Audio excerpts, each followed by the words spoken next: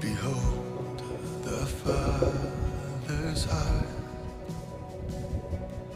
the mystery He lavishes on us. As deep cries out too deep, oh how desperately He wants us.